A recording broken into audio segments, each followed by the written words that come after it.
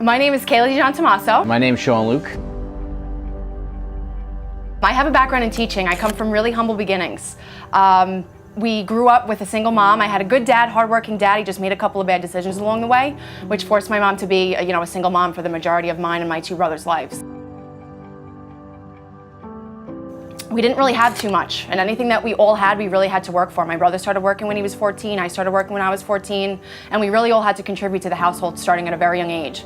There were many years where we couldn't even afford school supplies, and we went to our local church to be able to donate and get those kinds of things. So I don't have any sort of business background, but I knew from a very young age I wanted to do something important. Kind of a crazy background growing up as well. Family didn't really have much. Top ramen was our meal of choice. My mom found out 50 different ways to make top ramen, whether it was soy sauce and hot pepper flakes or some variation, because we just didn't have money. But one thing that I saw my parents always do for us is never put an emphasis on stressing out about the money. But as you get older and as you're a kid growing up, you start to see how much it could tear up a relationship and how it can create these different roadblocks to really flourish in a relationship. So I saw that at a young age. When Sean and I first got together, we were in a really bad place. No one had ever taught us anything about financial literacy. Like I said, I had a background in teaching. I had no business background. And a lot of the limiting belief that I had growing up was that I could never be successful because I didn't have an example to look to. I didn't really know many successful people in my life, and my mom was a very hardworking nurse. My dad was a chef. I knew what hard work looked like, but I didn't quite see this picture of success that I thought that I could ever achieve. Sean was out of his job for 10 months when he first came home from the Air Force, and we were swimming in debt because anything that we needed to do, we needed to charge in a credit card. And I knew that I wanted to be with Sean from the moment that I met him, so I was willing to take that on, but we knew that we were gonna need to do something very quickly in order to get out of the quicksand that we were in. We amassed $25,000 in credit card debt over those 10 months. His car basically got repossessed. We were $1,800 behind on those payments, and we knew that we needed to do something different to be able to get out of that.